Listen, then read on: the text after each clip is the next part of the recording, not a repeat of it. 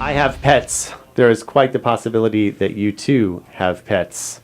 And if you have pets, you're going to want to tune in at least for the next 10 minutes or so. We are pleased to have from Cinema Veterinary Centre, Dr. Jamie Ronchetto back in the studio. Good morning. Good morning. And it's springtime. Now, we've talked in the past about springtime, among other things, of course, spaying and neutering your pets. But in this case, we like to go out and see the sights. It's nice and warm, and we have plenty of hiking trails out here in the Santa Clarita Valley and places to go and things to do. Yes. And we have to kind of keep our pets in mind when we take them out on these jaunts with us, right? Absolutely. You want to keep them safe. Absolutely go hiking with them. It's a great form of exercise, but you want to make sure that they stay on the hiking trails. Lots of foxtails out right now. It's that season, and the foxtails can get into the skin or into the fur and burrow, and they typically just go one way, so they can cause like a penetrating wound and then an abscess. I've already seen a couple of those already, and it's early. They can get in paws, they can get into ears and cause a lot of problems. So you want to make sure that you inspect your pets after hikes really well and try to get those out if you see them in the fur so they don't keep poking. Yeah, they'll keep going in because they do. They have those kind of little they're not easy to pull out if they get too far in. Then they have to possibly either have surgical removal or whatever, right? Right, absolutely. Yeah, it can be nasty, and it's obviously painful for them. Other things too. I mean, I don't know how often pets get stung by bees, but it's a lot. When it happens, it's a much more dangerous situation than if we get stung, right? Because they're smaller. When it happens, it's much more dramatic than if we were to get stung.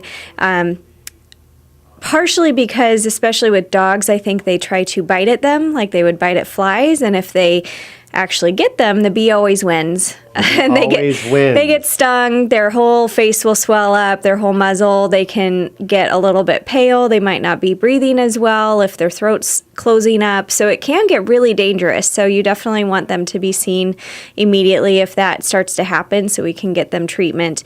It's typically a couple injections, steroid and Benadryl injection, and monitoring closely, making sure everything is coming down. This is something I'm not sure. Now, I've had my dog, I had a German Shepherd once, and he knocked me into some poison oak. Oh, but my goodness. Can dogs get poison oak? Can they be affected by that, or is it? That's a good question. I'm sure they could. I actually haven't seen a case of that, luckily. But, just keeping to the trails is always the best thing so they don't get into trouble. There's rattlesnakes out now, too. It's been so hot so early that they actually came out a little bit early. And rattlesnakes are obviously very dangerous. We do have a rattlesnake vaccine out that I really highly recommend for dogs that are going to be out on the hiking trails a lot. It basically buys you time and helps you get to the vet, giving you a little bit of time before really bad signs might start. Definitely still need emergency care if that were to happen. Right. It doesn't preclude you from bringing your dog to the vet if he or she has been struck by a rattlesnake. Yes, it just helps. Right. And the baby rattlesnakes are more dangerous than the adults. A lot of people kind of get that confused, but they are more dangerous. Even though they're smaller, they can't control how much venom they release when they bite.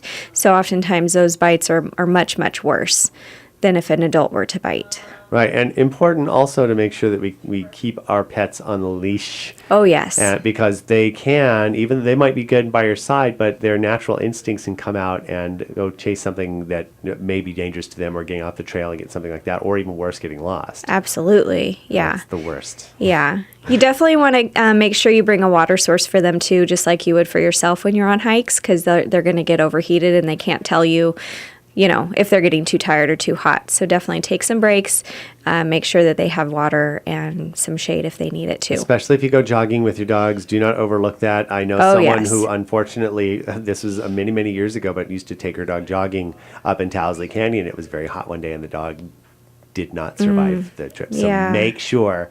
It's very, very important, because they'll keep going, right? They don't know. They'll keep going. They don't know really to stop, and they can't tell you that they need to stop. Right. So, yeah. Lastly, really quickly, and I learned this an interesting way, because we talked before about symptoms when your dog isn't feeling well or if they've got problems. And a lot of times we talk about maybe them being lethargic or maybe not as energetic, but in other cases, like I noticed from my dog, it was a simple thing of just him needing to be expressed, but he was kind of acting like a jerk.